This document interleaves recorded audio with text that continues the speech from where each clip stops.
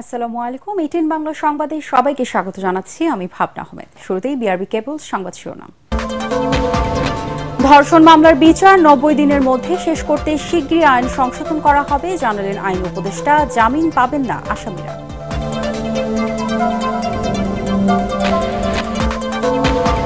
ঢাকা সিএমএইচে চিকিৎসাধীন ধর্ষণের শিকার শিশুটির জ্ঞান ফেরেনি। দোষীদের বিরুদ্ধে কঠোর ব্যবস্থা নেওয়ার নির্দেশ স্বরাষ্ট্র উপদেষ্টার। মাগুরার আদালত চত্বরে ছাত্র জনতার বিক্ষোভ। 24 ঘন্টার মধ্যে ধর্ষণের শিকার শিশুর সব ছবি সামাজিক যোগাযোগ মাধ্যম থেকে সরাতে বিটিআরসিকে হাইকোর্টের নির্দেশ। 180 দিনের মধ্যে শেষ করতে হবে বিচার। অস্থিরতা কাটিয়ে শেয়ার বাজারকে গতিশীল করতে 7 সংস্থার প্রতিনিধিদের সাথে নিয়ন্ত্রক সংস্থার বৈঠক। বিনিয়োগকারীদের আস্থা না হারানোর অনুরোধ। এবং ঈদে ট্রেনের অগ্রিম টিকিট বিক্রি শুরু 14 মার্চ। যাত্রীদের সুবিধার্থে শতভাগ অনলাইনে রেলপথ উপদেষ্টা ফজল কবির খান। শুনছিলেন বিআরবি কেবল সংবাদ শিরোনাম। এছাড়াও সংবাদে থাকছে, জাকাতের অর্থে হাজারো দরিদ্র মানুষকে প্রশিক্ষণ দিয়ে নিশ্চিত চাকরির সুযোগ করে দিচ্ছে আস সুন্নাহ ফাউন্ডেশন।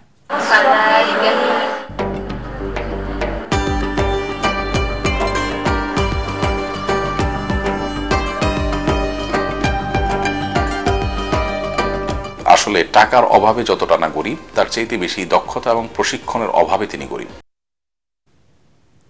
এবার বিস্তারিত। 15 দিনের মধ্যে ধর্ষণ মামলার তদন্ত এবং 90 দিনের মধ্যে বিচার কাজ শেষ করতে দ্রুত আইন সংশোধন করা হবে বলে জানিয়েছেন আইন উপদেষ্টা ডক্টর আসিফ নজরুল।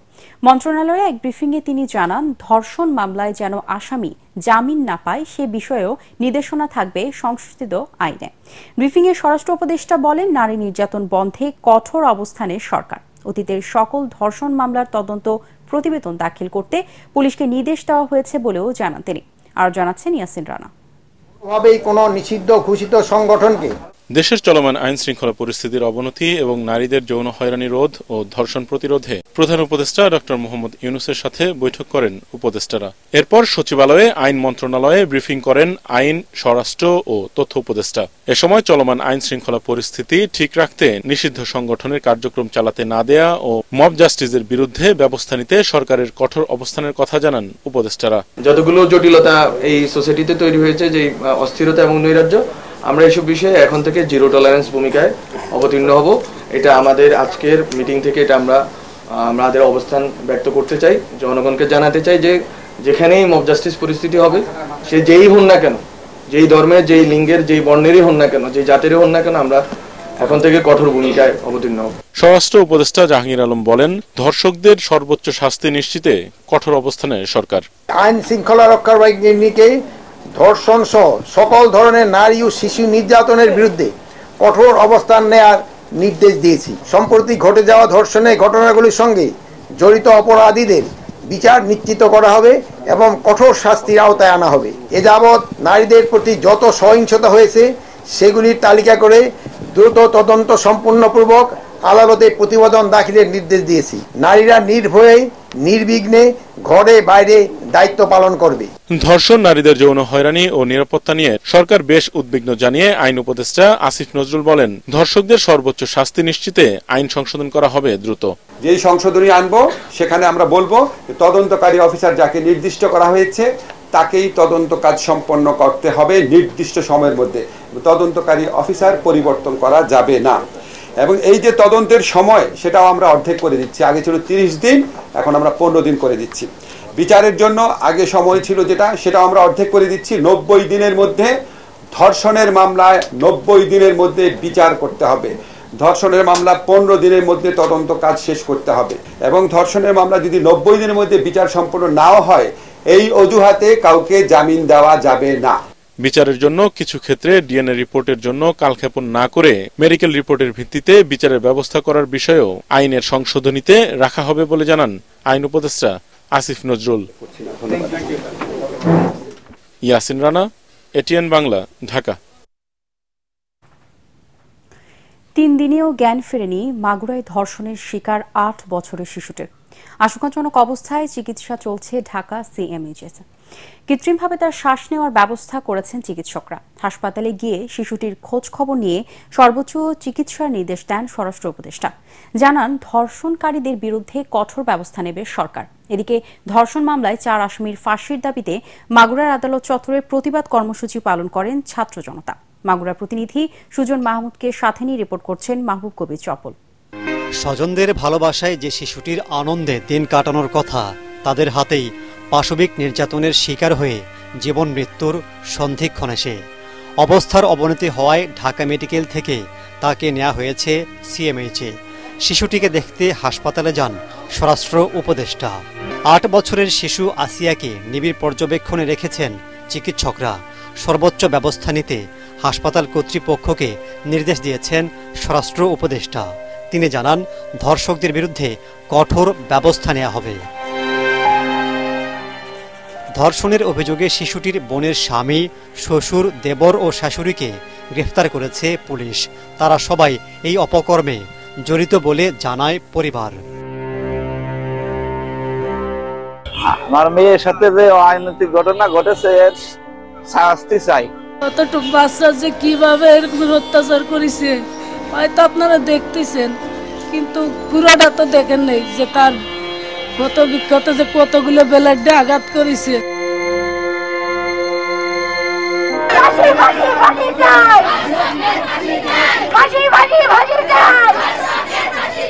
এদিকে ধর্ষকদের ফাঁসির দাবিতে মাগুরা চিফ জুডিশিয়াল ম্যাজিস্ট্রেট আদালতে অনশন করেন ছাত্র জনতা। তারা যেভাবে ছোট বাচ্চাটাকে এমন ভাবে অত্যাচার করেছে, আমরাও চাই যে তারও সেইভাবে অত্যাচার করে মারা হোক। ধর্ষকের চূড়ান্ত শাস্তি হোক, তার শাস্তি ফাঁসি হোক। যেহেতু আমরা মেয়ে, আমাদের নিরাপত্তাটা কোথায়? আমরা রাস্তায় সঠিকভাবে চলাফেরা করতে পারি না। 24-এর গণ অভ্যুত্থানের পরেও 2025 সালে এসে আমরা মেয়েরা কি সেফ? আমরা কি বাইরে যেতে পারি? আমরা আমাদের নিজের নিরাপত্তাটাই নিশ্চিত করতে পারছি না। মানবাধিকার সংগঠনগুলো বলছে, গত 2 মাসে শতাধিক নারী ও শিশু পাশবিক নির্যাতনের শিকার হয়েছেন।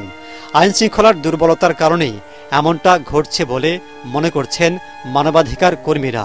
চলতি বছর গত 2 মাসে ধর্ষণের শিকার হয়েছে 108 জন নারী, যাদের মধ্যে 66 জন 18 বছরের কম বয়সী শিশু।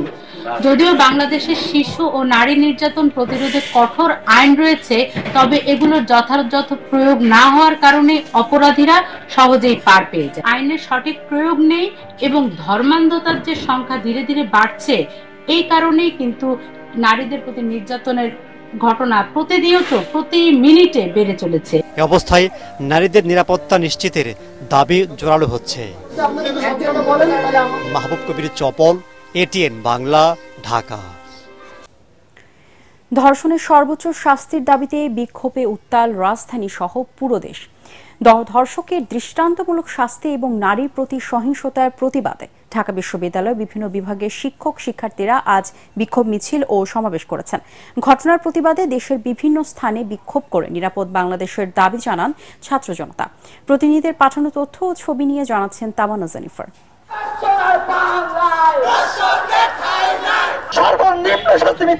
এই সমাবেশ, এই বিক্ষোভ মিছিল, এই দাবি আর প্রতিবাদের ভাষা নারীর প্রতি, একজন মানুষের প্রতি সহিংসতার প্রতিবাদে।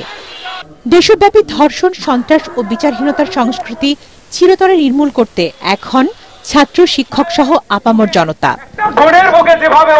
সকালে ঢাকা বিশ্ববিদ্যালয়ের শিক্ষক শিক্ষার্থীদের মানববন্ধন ও বিক্ষোভে অংশ নেন ঢাকা বিশ্ববিদ্যালয়ের বিভিন্ন বিভাগের শিক্ষক ও শিক্ষার্থীরা।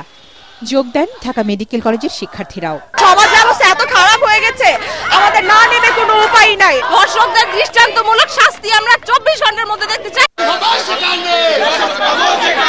ধর্ষণ, শিশু নির্যাতন ও নিপীড়নের বিরুদ্ধে মানববন্ধন ও প্রতিবাদ সমাবেশ করে চট্টগ্রাম প্রিমিয়ার বিশ্ববিদ্যালয়ের শিক্ষার্থীরা।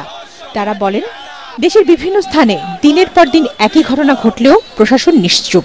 যদি দৃষ্টান্তমূলক 2-1টা শাস্তি নিশ্চিত করা যেত, তাহলে আজকে বারবার এই ঘটনাগুলো হতো না। এদিকে দুপুরে সিলেট শাহজালাল বিজ্ঞান ও প্রযুক্তি বিশ্ববিদ্যালয়ে বিক্ষোভ করে বৈষম্য বিরোধী ছাত্র আন্দোলনের শিক্ষার্থীরা। এ সময় সিলেট পলিটেকনিক ইনস্টিটিউট সহ কয়েকটি শিক্ষা প্রতিষ্ঠানের শিক্ষার্থীরাও বিক্ষোভ করে। কেন আমাদের এই বর্তমান সময়ে এসে একজন ধর্ষকের বিচার চেয়ে আমাদের রাস্তায় নামতে হবে? আমাদের গাইবান্ধা থেকে শুরু করে বাংলাদেশের একই দাবিতে গাইবান্ধায় বিক্ষোভ মিছিল ও মানববন্ধন করেছেন শিক্ষার্থীরা। তারা বলেন, অবিলম্বে আইনশৃঙ্খলা পরিস্থিতি ও নারীর প্রতি সহিংসতা বন্ধ করতে প্রশাসন ব্যর্থ হলে ছাত্র সমাজ ঐক্যবদ্ধভাবে বৃহত্তর কর্মসূচি দিতে বাধ্য হবে। এদিকে মাগুরা সহ সকল ধর্ষণের ঘটনার শাস্তির দাবিতে রাজশাহী বিশ্ববিদ্যালয়ে বিক্ষোভ মিছিল করেছেন শিক্ষার্থীরা। সকাল 11:30টার দিকে বিশ্ববিদ্যালয়ের প্রধান ফটকের সামনে মিছিলকারীরা অবস্থান নিলে ঘণ্টাখানেকের জন্য রাজশাহী ঢাকা রুটে যান চলাচল বন্ধ হয়ে যায়। অন্তর্বর্তী সরকার ধর্ষকদের শাস্তির ব্যবস্থা করতে পারছে না, এমন অভিযোগও শিক্ষার্থীদের। তামান্না জেনিফার, এটিএন বাংলা। মাগুরায় ধর্ষণের শিকার শিশুটির ছবি, ভিডিও ও পরিচয় সামাজিক যোগাযোগ মাধ্যম, গণমাধ্যম ও অনলাইন প্ল্যাটফর্ম থেকে 24 ঘণ্টার মধ্যে সরাতে বিটিআরসি, পুলিশের আইজি সহ সংশ্লিষ্টদের নির্দেশ দিয়েছে হাইকোর্ট। একই সাথে 180 দিনের মধ্যে বিচার শেষ করার নির্দেশ দিয়েছে উচ্চ আদালত। বিচারপতি ফারাহ মাহবুব ও বিচারপতি দেবাশিস রায়চৌধুরীর দ্বৈত বেঞ্চ রুল জারির পাশাপাশি এই আদেশ দেন। এদিকে ধর্ষণের শিকার শিশু ও তার পরিবারকে চিকিৎসা ও আইনি সহায়তা দেওয়ার কথা জানিয়েছে বিএনপি। আরও জানাচ্ছেন হুমায়ুন চিস্তি। মাগুরায় ধর্ষণের শিকার শিশু ও তার পরিবারের নিরাপত্তা, ন্যায় বিচার ও অনলাইন প্ল্যাটফর্ম থেকে ভুক্তভোগীর ছবি, ভিডিও অপসারণ চেয়ে রিট করেন 2 আইনজীবী। রিটের সংক্ষিপ্ত শুনানি শেষে রুল জারির পাশাপাশি কয়েকটি নির্দেশনা দেন হাইকোর্ট। আদেশে আদালত বলেন, 30 কার্যদিবসের মধ্যে মামলাটির তদন্ত শেষ করতে হবে, আর বিচার শেষ করতে হবে অভিযোগ আমলে নেয়ার 180 দিনের মধ্যে। 2000 সালের নারী ও শিশু নির্যাতন দমন আইনের 14 ধারায় নির্যাতনের শিকার নারী ও শিশুর পরিচয় গণমাধ্যমে প্রকাশে বিধিনিষেধ রয়েছে। ওই ধারা ভঙ্গে জড়িতদের বিরুদ্ধে 3 কার্যদিবসের মধ্যে ব্যবস্থা নিতে বলেছে আদালত। নারী শিশু নির্যাতন দমন আইনের ধারা 14 ভিতরে কিন্তু এটা একটা অফেন্স, যে রেপ ভিকটিমের নেম, আইডেন্টিটি ডিসক্লোজ করা যাবে না। সেটা বাস্তবায়নের জন্যই বিটিআরসি আর ল এনফোর্সমেন্ট এজেন্সির উপরে ডাইরেকশন দেওয়া আছে, যাতে করে এটাকে রিমুভ করে দেওয়া হয়। যারা যারা এখানে পাবলিশ করেছেন তার ডিটেলসগুলো প্রত্যেকটা ইন্ডিভিজুয়ালকে যেন আইডেন্টিফাই করে তাদের এগেনস্টে যেন আমাদের ধারাবাহিক লর আন্ডারে যেন তাদের এগেনস্টে পানিশমেন্ট নেওয়া হয়, সেটা একটা ডাইরেকশন দেওয়া আছে। কোর্ট বলে 180 দিনের মধ্যেই যেন কমপ্লাই করতে হয়, 180 দিনের মধ্যে যেন বিচারটা শেষ করা হয়। এর পাশাপাশি মাননীয় আদালত বলেছেন 2 জন ওয়েলফেয়ার অফিসারকে নিয়োগ দিতে 24 ঘন্টার মধ্যে, যাতে করে তাদের অবস্থা, তাদের ওয়েলফেয়ার এবং তাদের সিকিউরিটির ইস্যুটা দেখভাল করা যায়। এদিকে ধর্ষণের শিকার শিশু ও তার পরিবারকে চিকিৎসা ও বিনা খরচে আইনি সহায়তা দেওয়ার কথা জানান বিএনপির আইন বিষয়ক সম্পাদক ব্যারিস্টার কায়সার কামাল। 5 সদস্যের আইনজীবী প্যানেলের নামও ঘোষণা করেন তিনি। বিএনপির পক্ষ থেকে সমস্ত আইনগত পদক্ষেপ এবং আইনি সহায়তা দেওয়ার সিদ্ধান্ত গ্রহণ করা হয়েছে, এবং এই জন্য মাগুরাতে বিএনপির পক্ষ থেকে একটা আইনজীবী প্যানেলও ঘোষণা করা হয়েছে। 17 মার্চ এ বিষয়ে পরবর্তী শুনানির জন্য দিন ঠিক করেছে হাইকোর্ট। ওই দিন সকল বিবাদীকে আদেশ বাস্তবায়নের অগ্রগতি প্রতিবেদন আকারে জানাতে বলেছে উচ্চ আদালত। হুমায়ুন চিস্তি, এটিএন বাংলা, ঢাকা।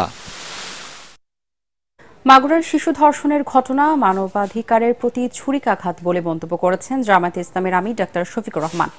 জাতীয় প্রেস ক্লাবে আদর্শ শিক্ষক ফেডারেশন আয়োজিত শিক্ষক প্রতিনিধি সম্মেলনে তিনি কথা বলেন। জামায়াত আমির বলেন, জামায়াত রাষ্ট্র ক্ষমতায় গেলে সবার আগে শিক্ষা ব্যবস্থার সংস্কার করবে। বিস্তারিত জানাচ্ছেন সৈয়দ রিয়াজ। শিক্ষকদের অধিকার আদায়ে নানা দাবি দাওয়া নিয়ে জাতীয় প্রেস ক্লাবে শিক্ষক প্রতিনিধি সম্মেলনের আয়োজন করে বাংলাদেশ আদর্শ শিক্ষক ফেডারেশন। এতে প্রধান অতিথি হিসেবে যোগ দেন জামায়াতের আমির ডাক্তার শফিকুর রহমান। শিক্ষার এই মহান পেশাটাকে নেশা হিসাবে আপনি কবুল করবেন, এটাই আপনার জীবনের মিশন হোক, যে আপনি মানুষ গড়ার কারিগর, আপনি মানুষ গড়ে দেবেন। তিনি বলেন, শিক্ষকদের প্রতিষ্ঠানের বাইরে এসে দাবি দাওয়া আদায়ের লক্ষ্যে আন্দোলন জাতির জন্য লজ্জাজনক। মানব প্রবৃত্তির সুপ্তধনকে, গুপ্তধনকে বাইরে নাচ্ছার করে নিয়ে আসার নাম হচ্ছে শিক্ষা। আমরা সেটা পারিনি বলেই আজকে ছাত্রদের দুয়ারে শিক্ষকদেরকে এইভাবে অসহায়ের মতো দাবি পেশ করতে হচ্ছে। আল্লাহ যদি কোনোদিন এই দেশ পরিচালনার দায়িত্ব আমাদেরকে দেন, কবুল করেন, আমরা নৈতিক শিক্ষাকে বিকশিত করে ওই শিক্ষাই আমরা এই দেশে প্রতিষ্ঠিত করব ইনশাআল্লাহ। এ সময় তিনি সাম্প্রতিক নারী নির্যাতনের বিষয়ে সমালোচনা করে বলেন, ধর্মীয় শিক্ষা না থাকায় মানুষরা অমানবিক আচরণে অভ্যস্ত হয়ে পড়ছে। মাগুরায় 8 বছরের একটা শিশুর সাথে তার আপনজনেরা যে আচরণ করেছে, বিশ্বাসের ছুরিকাঘাত করে, এটা গোটা মানবতার প্রতি তারা ছুরিকাঘাত করেছে। এটি হচ্ছে পশুত্বের শিক্ষা। এই শিক্ষা থেকে বের করে এনে আমাদের দেশে আমরা দিতে চাই আল্লাহর দেওয়া মানবিক শিক্ষা। বর্তমানে যেসব শিক্ষা প্রতিষ্ঠান সরকারের অর্থে পরিচালিত, সেসব প্রতিষ্ঠানে পড়াশোনার মান ভালো নয় দাবি আমিরে জামাতের। বলেন, শিক্ষকদের পাঠদানে আরও যত্নশীল হতে হবে। সৈয়দ রিয়াজ, এটিএন বাংলা, ঢাকা। কর্মকর্তা অপসারণের জেরে পুঁজিবাজার নিয়ন্ত্রক সংস্থা বিএসইসিতে চলমান সংকট নিরসনে কমিশনের পাশে থাকার ঘোষণা ডিএসসি, সিএসসি, ডিবিএ সহ 7টি সংস্থার প্রতিনিধি দলের। রাজধানীর আগরগাঁওয়ে বিএসইসি ভবনে কমিশনের সঙ্গে প্রায় 2.5 ঘণ্টা বৈঠক করেন তারা। এ সময় কমিশনকে জিম্মি করে কর্মকর্তাদের দাবি আদায়ের চেষ্টার নিন্দা জানান বাজার সংশ্লিষ্টরা। বিনিয়োগকারীদের আস্থা না হারানোর অনুরোধ করেন তারা। এদিকে কর্মকর্তাদের আবারও কাজে ফেরার আহ্বান জানিয়েছেন বিএসইসি চেয়ারম্যান। শারফুল আলমের রিপোর্ট। এক কর্মকর্তাকে বাধ্যতামূলক অবসরে পাঠানো এবং আরো কয়েকজনের বিরুদ্ধে কারণ দর্শানোর নোটিশ দেওয়ার প্রতিবাদে কমিশনের বিরুদ্ধে বিক্ষোভ করেন পুঁজিবাজার নিয়ন্ত্রক সংস্থার কর্মকর্তা কর্মচারীরা।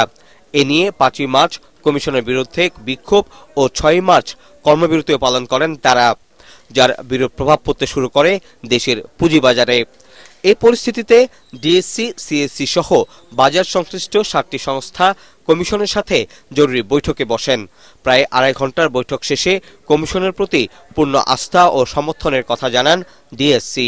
যে ঘটনায় ঘটেছে কিনা আমরা কারো পক্ষে বা বিপক্ষে মার্কেট অংশীজন বলতে চাই না, বাট আমাদের কমিশনের প্রতি, সরকারের প্রতি দৃঢ় আস্থা আছে।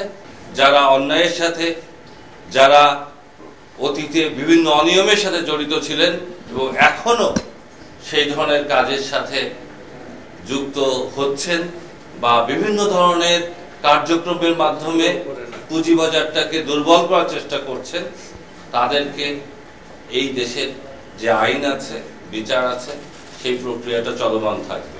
বিএসইসিকে জিম্মি করে দাবি আদায়ের চেষ্টার নিন্দা জানান তারা। বলেন, নির্দোষ কর্মকর্তারা যেন শাস্তি না পান তা নিশ্চিত করতে কমিশনকে অনুরোধ জানানো হয়েছে। কমিশনের ভিতরে এমন ভয়ভীতি যেন তৈরি না হয়, তাদের জন্য তারা যে কর্মবিরতিতে ফিরে এসেছেন তাদেরকে ধন্যবাদ জানাতে চাই। তারা যেন কাজটা চালু রাখেন এবং কমিশন ধীরে ধীরে সকল ভয়ভীতি কাটিয়ে কর্মচারীদের সাথে একাত্ম হয়ে যেন কাজ করেন, সে অনুরোধ আমরা তাদের করেছি। পরে বিএসইসির চেয়ারম্যান বলেন, কর্মকর্তাদের আগেই কাজে যোগ দেওয়ার আহ্বান জানানো হয়েছে। যারা এখনো কাজে যোগ দেননি তাদের আবারও কাজে যুক্ত হওয়ার আহ্বান জানান তিনি। আমরা দেখতে পাচ্ছি আমাদের যারা কর্মচারী আছে ওনারাও কাজে ফেরত আসছেন এবং আমরা সবসময় গতদিনও আপনাদেরকে বলেছি, সবাইকে আহ্বান করছি চলে আসতে, কাজে যোগদান করতে, এবং আমরা কাজে যোগদান করলে আমরা সামনে যেভাবে কাজ করো সেভাবেই চলবে। এর আগে বিনিয়োগকারীদের পুঁজিবাজারে আস্থা না হারানোর অনুরোধ জানান বাজার সংশ্লিষ্টরা। Sharful Alam, ATN Bangla, Dhaka. July August গণহত্যা মামলায় উত্তরা পূর্ব থানার সেই সময়ের ওসি মুজিবুর রহমান ও উত্তরা জোনের এসি জাভেদ ইকবালকে 1 দিনের জন্য জিজ্ঞাসাবাদের অনুমতি দিয়েছে আন্তর্জাতিক অপরাধ ট্রাইব্যুনাল। মামলার পরবর্তী তারিখ 12 মে ঠিক করেছে বিচারপতি গোলাম মর্তুজা মজুমদারের নেতৃত্বাধীন ট্রাইব্যুনাল। সকালে উত্তরার মামলার ঢাকা উত্তর সিটি কর্পোরেশনের সাবেক মেয়র আতিকুল ইসলাম, আওয়ামী লীগ শিক্ষা বিষয়ক সম্পাদক শাহিনুর মিয়া, উত্তরার পশ্চিম থানার আওয়ামী লীগ সভাপতি মনোয়ার ইসলাম চৌধুরী সহ 10 জনকে আন্তর্জাতিক অপরাধ ট্রাইব্যুনালে হাজির করা হয়। সকাল 10টার পরে তাদের কাশিমপুর ও কেরানীগঞ্জ কারাগার থেকে ট্রাইব্যুনালে আনা হয়। উত্তরার রিলেটেড যে ঘটনা, জুলাই আগস্টের ম্যাসাকারের মামলা, সেখানে আমরা 2 মাসের তদন্ত রিপোর্ট দাখিলের জন্য সময় বৃদ্ধি করার আবেদন জানিয়েছি। আদালত সেটা মঞ্জুর করে 12ই মে পরবর্তী তারিখ নির্ধারণ করেছেন। ওই একই মামলায় 2 জন আসামি, এডিসি ইকবাল এবং ওসি মুজিবুর রহমান উত্তরা থানার 2 জনকে জিজ্ঞাসাবাদের জন্য আমাদের তদন্ত সংস্থার কাছে 1 দিনের জন্য হস্তান্তরের জন্য যে আবেদন ছিল সেটিও আদালত মঞ্জুর করেছে। বাংলাদেশে তেল শোধনাগার নির্মাণ ও বিশেষ অর্থনৈতিক অঞ্চলে বিনিয়োগ করতে কুয়েতকে আহ্বান জানিয়েছেন প্রধান উপদেষ্টা অধ্যাপক ড মোহাম্মদ ইউনূস। ঢাকায় নবনিযুক্ত কুয়েতের রাষ্ট্রদূত আলী তুনিয়ান আব্দুল ওয়াহাব হামাদাহ রাষ্ট্রীয় অতিথি ভবন যমুনায় সৌজন্য সাক্ষাৎ করলে ওই আহ্বান জানান প্রধান উপদেষ্টা। এ সময় কূটনৈতিক, বাণিজ্যিক ও অর্থনৈতিক সম্পর্ক আরও শক্তিশালী করার প্রতিশ্রুতি পুনর্ব্যক্ত করে দুই দেশ। আলোচনা হয় বিনিয়োগ, জ্বালানি, খাদ্য নিরাপত্তা এবং অভিবাসী কল্যাণ খাতে সহযোগিতা বাড়ানোর বিষয়। বাংলাদেশে হালাল খাদ্য খাতের সম্ভাবনা তুলে ধরে ড ইউনূস বলেন, এ খাতে বিনিয়োগের অনেক সম্ভাবনা রয়েছে। বিশ্বব্যাপী হালাল খাদ্যের বাজার বিশাল উল্লেখ করে এই উদ্যোগে তরুণদের অন্তর্ভুক্ত করার অনুরোধ জানান তিনি। 1 এপ্রিল পবিত্র ঈদ উল ফিতরের সম্ভাব্য তারিখ নির্ধারণ করে ট্রেনের অগ্রিম টিকিট বিক্রির সিদ্ধান্ত নিয়েছে রেল কর্তৃপক্ষ। অগ্রিম টিকিট বিক্রি শুরু হবে 14 মার্চ থেকে। শতভাগ অনলাইনে 7 দিনের অগ্রিম টিকিট বিক্রি করা হবে বলে জানিয়েছেন সড়ক পরিবহন ও রেলপথ উপদেষ্টা ফাউজুল কবির খান।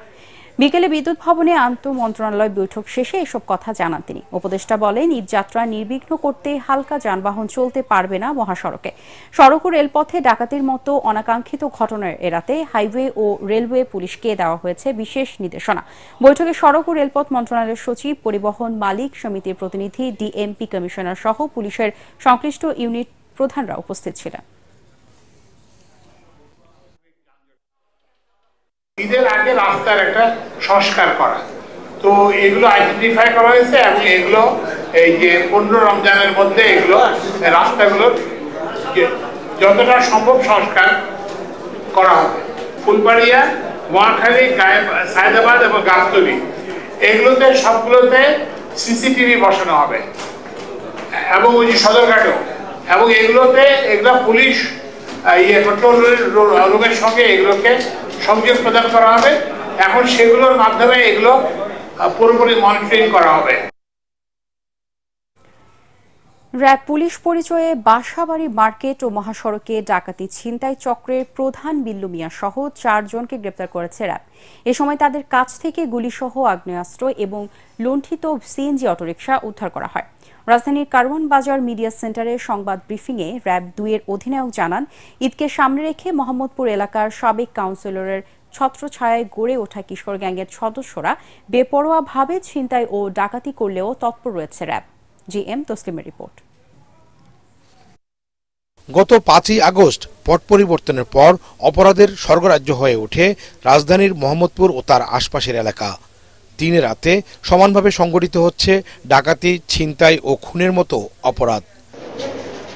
আইনশৃঙ্খলা বাহিনীর সদস্য সেজে রাজধানী ও আশপাশের মহাসড়কে ডাকাতি করে আসা চক্রের নেতাসহ 4 জনকে গ্রেপ্তার করে র্যাব। সংবাদ সম্মেলনে র্যাব জানায়, গ্রেপ্তারকৃত চক্রের সদস্যরা দিনে বিভিন্ন পেশায় নিজেদের ব্যস্ত রাখলেও সন্ধ্যার পর থেকে টার্গেট অনুযায়ী ডাকাতিই ছিল মূল পেশা। একাধিক নারী সদস্য রয়েছে এই ডাকাত দলে। এই গ্রুপের মহিলা সদস্য আছে, মহিলাকে যাত্রী সাজিয়ে সিএনজিতে উঠিয়ে দেয়। কোনো একটা নির্দিষ্ট হেমায়তপুর বা কোনো একটা নির্দিষ্ট নির্জন পয়েন্টে আগে থেকে তাদের লোকজন ওখানে থাকে। ওই মহিলা যখন বলে চালককে যে ভাইয়া একটু দাঁড়ান, একটু বাথরুমে যাব বা একটু দাঁড়ান, স্লো করেন, এই ড্রাইভার সিএনজি চালক স্লো করলেই সাথে সাথে ওরা আশপাশে ঘাপটি মেরে থাকা অবস্থা থেকে বের হয়ে এসে সিএনজি চালককে মেরে সিএনজিটা নিয়ে যায়। পতিত রাজনৈতিক দলের কাউন্সিলররা বিভিন্ন বয়সী সন্ত্রাসীদের লালন পালন করেছেন জানিয়ে র্যাবের এই কর্মকর্তা বলেন, গডফাদাররা পলাতক থাকলেও এখনও তাদের পৃষ্ঠপোষকতায় সক্রিয় রয়েছে তাদের চক্রের সদস্যরা। মোহাম্মদপুর বছিলা আদাবর কেন্দ্রিক যেসব রাজনৈতিক নেতৃবৃন্দ ছিলেন তাদের পৃষ্ঠপোষকতায় এই কিশোর গ্যাংগুলো আজকে এত বেপরোয়া হয়েছে। কিশোর গ্যাংগুলো তারা লালন পালন করেছেন, তাদের ছত্রছায়ায় বড় হয়েছে, তাদের পরিচয় এরা পরিপূর্ণতা লাভ করেছে এবং আজকে তারা পালিয়ে যাওয়ার কারণে এরা বেপরোয়া আকারে বেপরোয়াভাবে এলাকায় আধিপত্য বিস্তার করছে, নিজেদের মধ্যে আধিপত্যের দ্বন্দ্বে লিপ্ত হচ্ছে। আওয়ামী লীগ সরকারের পতনের পর বেপরোয়া হয়ে ওঠা মোহাম্মদপুর অঞ্চলের অপরাধ কার্যক্রম এখন অনেকটা নিয়ন্ত্রণে বলে দাবি র্যাবের এই কর্মকর্তার। GM Taslim, ATN Bangla, Dhaka. পোশাক শিল্প মালিকদের সংগঠন বিজিএমই এর নির্বাচনে সম্মিলিত পরিষদ নির্বাচিত হলে এই খাতকে $60 বিলিয়ন উন্নীত করার প্রতিশ্রুতি দিয়েছেন পরিষদের নেতারা। রাজধানীর কুর্মিটোলায় আর্মি গলফ ক্লাবের গলফ গার্ডেনে ইফতারে ও দোয়া মাহফিলে এই প্রতিশ্রুতি দেওয়া হয়। বক্তারা বলেন, সম্মিলিত পরিষদ নির্বাচিত হলে গ্যাস বিদ্যুতের সমস্যার সমাধানে সর্বোচ্চ গুরুত্ব দেবে। তৈরি পোশাক খাতের সার্বিক উন্নয়নের জন্য আগামী 28 মে নির্বাচনে সম্মিলিত পরিষদকে নির্বাচিত করার আহ্বান জানানো হয়। ইফতার মাহফিলে দেশ ও জাতির কল্যাণ কামনা করে দোয়া করা হয়।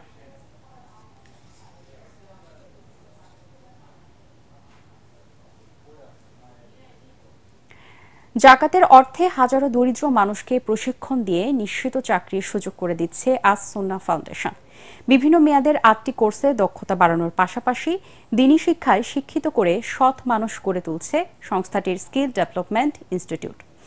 আস সুন্নাহ ফাউন্ডেশনের প্রতিষ্ঠাতা চেয়ারম্যান শায়েখ আহমদুল্লাহ বলেন, 2026 সাল থেকে প্রতি বছর 1 লাখ অদক্ষ জনগোষ্ঠীকে প্রশিক্ষণ দিয়ে দেশের বেকারত্ব দূর করাই এই প্রতিষ্ঠানের লক্ষ্য। রিপোর্ট করছেন আদ্দিন সজীব।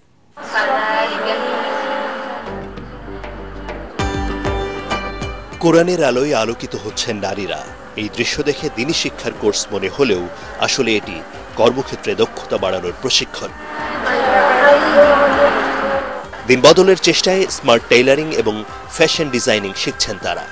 বেকারত্ব আর নয়, উপার্জন করে পরিবারে স্বস্তি আনাই তাদের লক্ষ্য, যা অর্জনের পথ সহজ করে দিয়েছে আস সুন্নাহ ফাউন্ডেশনের স্কিল ডেভেলপমেন্ট ইনস্টিটিউট। দিন মেনটেন করে কোথাও এরকম পর্দা সহিত কাজ করা হয় বলে কি জানা নাই, যেন ওরা নিজের পায়ে দাঁড়িয়ে নিজে কিছু করতে পারে, নিজে স্বাবলম্বী হতে পারে। বিজনেস দাঁড় করানোর জন্য যা যা একটা মেয়ের দরকার, সেলাই মেশিন থেকে শুরু করে সবকিছু ইচ অ্যান্ড এভরিথিং ওদেরকে প্রোভাইড করি। এ পর্যন্ত আস সুন্নাহ ফাউন্ডেশনের এই আয়োজনে নারীদের 5টি ব্যাচে প্রায় 250 জন প্রশিক্ষণের সুযোগ পেয়েছেন। এছাড়াও small business management, web development, sales and marketing, language, জুতা শিল্পে উদ্যোক্তা, শেফ ট্রেনিং এবং ড্রাইভিং কোর্সে হাজারো প্রশিক্ষণার্থী অংশ নিয়েছেন নামমাত্র ফি দিয়ে। অনেক মেয়েরা আছে আমাদের এখানে আসেন যারা ডিভোর্সি, যারা হয়তো অনেক টর্চার্ড হয়েছেন, মানসিকভাবে তারা অনেক ডিপ্রেশনে আছেন। তো এগুলো দূর করবার জন্য তাকে কাউন্সিলিং এর দরকার হয়। এই কাউন্সিলিংটা সবচেয়ে বেশি পায় তিনি যখন ইসলামের পথে আসেন। 2017 সালে ইসলামী পণ্ডিত ও চিন্তাবিদ শায়েখ আহমদুল্লাহ প্রতিষ্ঠা করেন আস সুন্নাহ ফাউন্ডেশন। তিনি মনে করেন, জাকাতের অর্থে খেয়ে পড়ে একজন মানুষ ভালো থাকে কিছুদিন, তবে সেই অর্থ দিয়ে তাদের সৎ ও দক্ষ করে গড়ে তুলতে পারলে তার সুফল পাবেন সারা জীবনই। গরিব আসলে টাকার অভাবে যতটা না গরিব, তার চাইতে বেশি দক্ষতা এবং প্রশিক্ষণের অভাবে তিনি গরিব। আমরা মনে করি নগদ টাকার চাইতে তাকে দক্ষতা এবং কর্মসংস্থান দিলে তার দারিদ্র্য বিমোচনটা স্থায়ী হবে। আপনি 50,000 টাকা যদি আমাকে দেন, আরেকজন গরিব সাথে দেন, তার প্রশিক্ষণ সবকিছু দেওয়ার পর তাকে আমি আমার দায়িত্বে একটা চাকরি দিয়ে দিব 15 থেকে 20,000 টাকা স্টার্টিং এ আনুমানিক, তাহলে সে এই 50,000 টাকা 3 মাসে তুলে ফেলবে। জনকল্যাণে বড় স্বপ্ন নিয়ে এগোচ্ছে সংস্থাটি। নানা সংকটে সমস্যা দূরীকরণে এই ফাউন্ডেশন উজাড় করে দিয়ে দেশের পাশে থাকবে বিশ্বাস সবারই। বেকারত্ব দূর করা এবং দারিদ্র্য বিমোচনের জন্য স্থায়ী প্রকল্প হিসেবে এটা বিপ্লবের কাজ দিবে। আদ্দিন সজীব, এটিএন বাংলা, ঢাকা। উপমহাদেশের প্রখ্যাত স্ত্রী ও প্রসূতি রোগ বিশেষজ্ঞ স্বাধীনতা পুরস্কার প্রাপ্ত চিকিৎসক ডাক্তার টি.এ. চৌধুরী আর নেই। ইন্না লিল্লাহি ওয়া ইন্না ইলাইহি রাজিউন। দুপুরে নিজ বাসায় শেষ নিঃশ্বাস ত্যাগ করেন তিনি। দীর্ঘদিন ধরে বার্ধক্যজনিত নানা রোগে ভুগছিলেন তিনি। বাদেশা শান্তিনগরে তার প্রতিষ্ঠিত ফরিদা ক্লিনিকে প্রথম এবং বনানী কবরস্থান মসজিদে দ্বিতীয় নামাজে জানাজা অনুষ্ঠিত হবে। পরে বনানী কবরস্থানে তাকে দাফন করা হবে। 1937 সালে জন্ম নেওয়া এই চিকিৎসক এশিয়া অ্যান্ড ওশেনিয়া ফেডারেশনের অবস অ্যান্ড গাইনোকোলজি ভাইস প্রেসিডেন্ট এবং south Asia federation of obs and gynaecology president ছিলেন। চিকিৎসা খাতে বিশেষ অবদানের জন্য নেপালের রাজা তাকে দেশটির সর্বোচ্চ পুরস্কার গোর্খা দক্ষিণ বাহু গোল্ড মেডেল প্রদান করেন। এছাড়া চিকিৎসা শাস্ত্রে অন্যান্য অবদানের জন্য 2017 সালে বাংলাদেশ সরকার আন্তর্জাতিক খ্যাতিসম্পন্ন এই চিকিৎসককে স্বাধীনতা পুরস্কার প্রদান করে।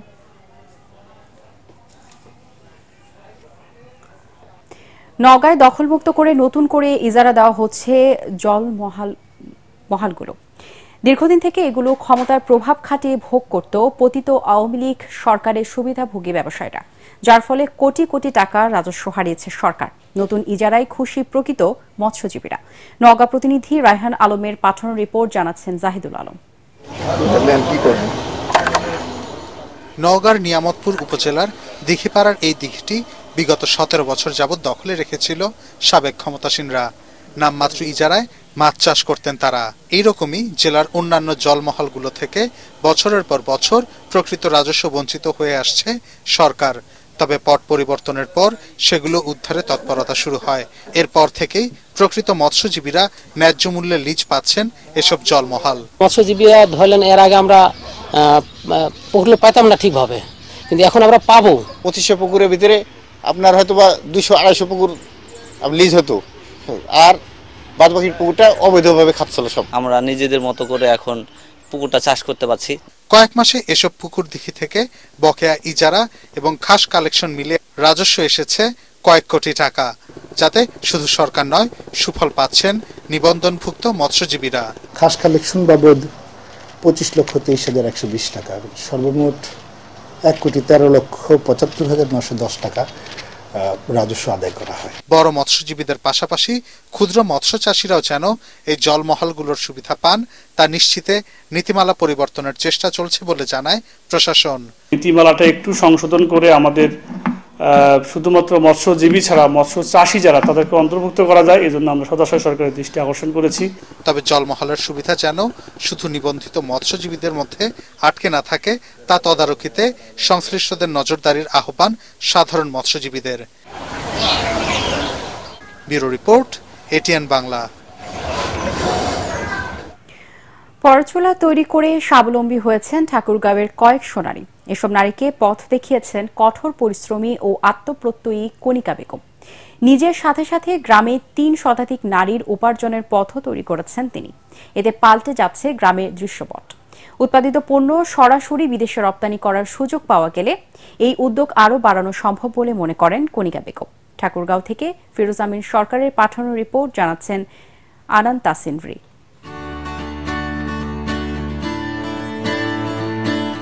ঠাকুরগাঁও সদর উপজেলার জগন্নাথপুর ইউনিয়নের খাগড়াবাড়ি গ্রামের কণিকা বেগম 2002 সালে ঢাকার একটি পরচুলা তৈরির কারখানায় কাজ করতেন। সেখানে কাজ শিখে 2012 সালে নিজ গ্রামে এসে এলাকার 50 জন নারী কর্মী নিয়ে পরচুলা তৈরির কাজ শুরু করেন। 13 বছর পর তার নারী কর্মীর সংখ্যা প্রায় 3 শতাধিক। একজন নারী সংসারের কাজ শেষে বাড়তি আয়ের জন্য একটি পরচুলা তৈরি করতে আকার ভেদে 5 থেকে 10 দিন পর্যন্ত সময় লাগে। এ থেকে মাস শেষে 5 থেকে 7,000 টাকা পর্যন্ত বাড়তি আয় করছেন তারা। ঘরে বসে নিজের রোজগারে বাড়তি আয়ে স্বাবলম্বী হচ্ছে অসচ্ছল এসব পরিবার। সেলের ক্যাপ তৈরি করে আমরা যেগুলো টাকা পাই এগুলো সংসারের কাজে লাগে আমাদের।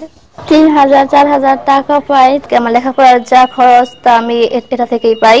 নারী উদ্যোক্তা উৎপাদিত পরচুলা বিদেশে রপ্তানির সুযোগের পাশাপাশি স্থানীয় প্রশাসনের সার্বিক সহযোগিতা চাইলে উপজেলা প্রশাসনের কর্মকর্তাও সব ধরনের সহায়তার আশ্বাস দেন। 2002 সাল থেকে 20-22 বছর ধরে আছে, আমি বাহিরের দেশে এটা সরাসরি দিতে পারতাম, তাহলে ওরকম সুযোগ সুবিধা পাইলে আমার উপকার হতো আর আমার গ্রামের লোকগুলো উপকার হতো। উনি ব্যক্তি পর্যায়ে একটা উদ্যোক্তা হিসেবে যে এত বড় একটা কর্মযজ্ঞ উনি করতেছেন এবং আত্মকর্মসংস্থান বিশেষ করে নারীদের ক্ষেত্রে এটা অবশ্যই প্রশংসার দাবিদার। এবং প্রান্তিক লেভেলে যারা আছেন আরো বেশি ঋণ সুবিধা দেওয়া যায়, তাদের প্রোডাক্ট যাতে শহর এলাকায় বা দেশের বাইরে এক্সপোর্ট করা যায়, এগুলো ফ্যাসিলিটেট করার জন্য সরকারের বিভিন্ন সরকারি দপ্তর এটা নিয়ে কাজ করে। চুল থেকে মাথার ক্যাপ, পরচুলা, খোপা, দাড়ি সহ বিভিন্ন উপকরণ তৈরি হচ্ছে। ঢাকার বিভিন্ন কোম্পানি এসব সংগ্রহ করে প্রক্রিয়াজাত করে বিভিন্ন দেশে রপ্তানি করছে। Bureau report, ATN Bangla. যশোরের আদ্দিন সকিনা মেডিকেল কলেজ হাসপাতালে এক নারী 4 নবজাতকের জন্ম দিয়েছেন। বৃহস্পতিবার সিজারিয়ান অপারেশনের মাধ্যমে এই 4 সন্তান জন্ম দেন তিনি। হাসপাতালটিতে দ্বিতীয়বারের মতো এমন ঘটনায় উচ্ছ্বসিত সকলে। যশোর থেকে তামান্না ফারজানা রিপোর্ট জানাচ্ছেন জাহিদুল আলম। যশোরে একসঙ্গে 4 সন্তানের জন্ম দিয়েছেন এক মা।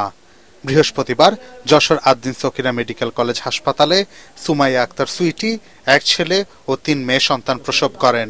ছেলের নাম রাখা হয়েছে সিয়াম, মেয়েদের নাম এখনো চূড়ান্ত হয়নি। একসঙ্গে 4 সন্তানের জন্ম নেয় খুশি মোদাসের আলী ও সুমাইয়া আক্তার সুইটি দম্পতি। টুইন বের করার পরে বলছে ডাক্তারে যে আর একটাও রয়েছে মনে হচ্ছে, এরকম একটা ব্যাপার। পরে আরেকটা বের করার পর পরে বলছে আরেকটাও আছে। আল্লাহ সাহায্য করবে, আমার যা সামর্থ্য আছে আমি চেষ্টা করব আমার সন্তানদের ভালোভাবে মানুষ করার। হাসপাতালের উপপরিচালক ডাক্তার শিলা পোদ্দারের তত্ত্বাবধানে সিজার শেষে নবজাতকরা এখন শিশু বিশেষজ্ঞ মশিউল হাসনাতের তত্ত্বাবধানে চিকিৎসাধীন রয়েছেন। সিজার করার পরে দেখা গেল যে একটা ছেলে এবং 3টে মেয়ে। হ্যাঁ, আল্লাহর একটি লাখ লাখ শুকরিয়া যে মা এবং হলো তাদের পরিবার খুবই খুশি। বর্তমানে মা এবং বাচ্চা দুইজনেই ভালো আছে।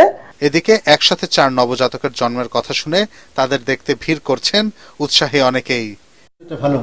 Bureau report, ATN Bangla. এবারে আল আরফা ইসলামী ব্যাংক অর্থ সংবাদ।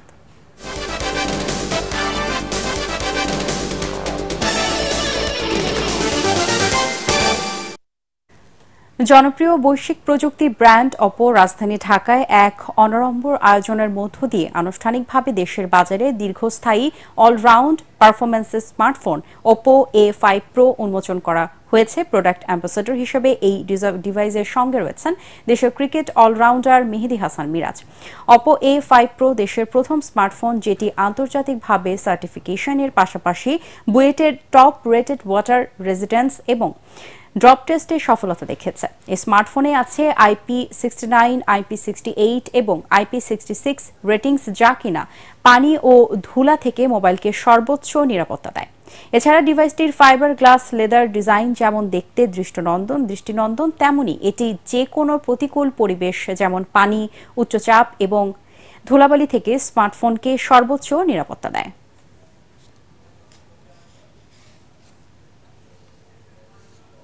এবারে আন্তর্জাতিক সংবাদ।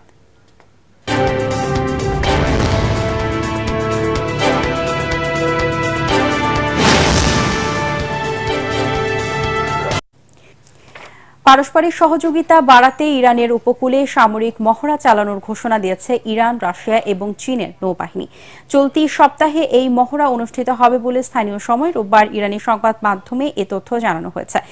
ইরানের আধা সরকারি বার্তা সংস্থা তাসনিম নিউজ এজেন্সি বলছে, ইরানের চাবাহার বন্দরে আগামী মঙ্গলবার থেকে ইরান, রাশিয়া ও চীনের নৌবাহিনীর সামরিক মহড়া শুরু হবে। ইরানের দক্ষিণ পূর্বাঞ্চলীয় ওমান উপসাগরের কাছে অবস্থিত চাবাহার বন্দরে ওই মহড়া শুরু হলেও শেষ হবে কবে সেই বিষয়ে সুনির্দিষ্ট কোনো তথ্য জানায়নি তাসনিম নিউজ এজেন্সি। প্রতিবেদনে বলা হয়েছে, উত্তর ভারত মহাসাগরে এই মহড়া অনুষ্ঠিত হবে এবং ওই অঞ্চলের সুরক্ষা জোরদার এবং অংশগ্রহণকারী দেশগুলোর মাঝে বহুপাক্ষিক সহযোগিতা বাড়ানোই এই মহড়ার লক্ষ্য। এবারে জানিয়ে দিব পার্টেক্স খেলার খবর।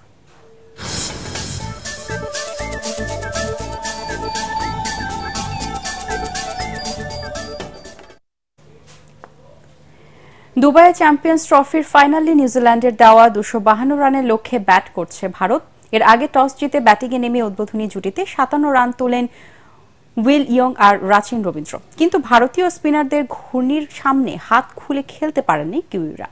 দলের 75 রানের মধ্যে দিয়ে বিদায় নেন রাচিন রবীন্দ্র ও কেন উইলিয়ামস। এরপর 108 রানে টম লাথামের উইকেট হারায় তারা। যদিও পঞ্চম উইকেটে 57 রানের জুটি গড়ে কিছুটা প্রতিরোধের চেষ্টা করেন গ্লেন ফিলিপস ও ডেরিল মিচেল। 34 রানে ফিলিপস আউট হলেও হাফ সেঞ্চুরি তুলে নেন মিচেল। তার 63 আর শেষ দিকে মিচেল ব্রেসওয়েলের অপরাজিত 53 রানের ইনিংসে 7 উইকেটে 251 রান তোলে নিউজিল্যান্ড। শেষ খবর পাওয়া পর্যন্ত ভারতের সংগ্রহ বিনা উইকেটে 73 রান। ঢাকা প্রিমিয়ার ক্রিকেট লিগে জয় পেয়েছে আবাহনী, প্রাইম ব্যাংক ও মোহামেডান স্পোর্টিং ক্লাব। অধিনায়ক তামিম ইকবালের সেঞ্চুরিতে বিকেএসপির 4 নম্বর গ্রাউন্ডে তারা পার্টেক্স স্পোর্টিং ক্লাবকে 7 উইকেটে পরাজিত করেছে। প্রথমে ব্যাট করে 218 রানের অল আউট হয় পার্টেক্স। মোহামেডানের স্পিনার তাইজুল ইসলাম 50 রানে 4 উইকেট নিয়ে পার্টেক্সের ধস নামান। জবাবে তামিম ইকবালের অপরাজিত 125 রানের ইনিংসে 58 বল বাকি থাকতেই 3 উইকেটে 222 রান তুলে জয় পায় মোহামেডান। মিরপুর শেরেবাংলা স্টেডিয়ামে ব্রাদার্স ইউনিয়নকে 173 রানের বড় ব্যবধানে পরাজিত করেছে প্রাইম ব্যাংক ক্রিকেট ক্লাব। এদিকে রূপগঞ্জ টাইগার্সকে 4 উইকেটে হারিয়েছে আবাহনী লিমিটেড। শেষ করার আগে বিআরবি কেবল সংবাদ শিরোনামগুলো জানিয়ে দিব আরো একবার। ধর্ষণ মামলার বিচার 90 দিনের মধ্যে শেষ করতে শীঘ্রই আইন সংশোধন করা হবে জানালেন আইন উপদেষ্টা। জামিন পাবেন না আসামিরা।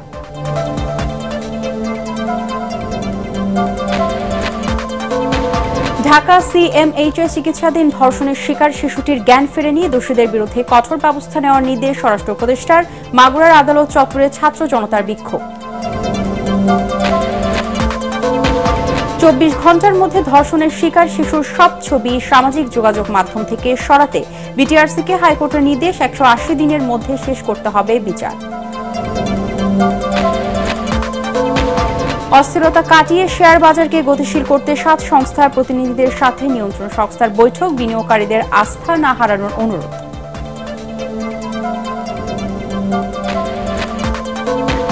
এবং ঈদে ট্রেনের অগ্রিম টিকিট বিক্রি শুরু 14 মার্চ। যাত্রীদের সুবিধার্থে শতভাগ অনলাইনে রেলপথ উপদেষ্টা ফাউজুল কবির খান।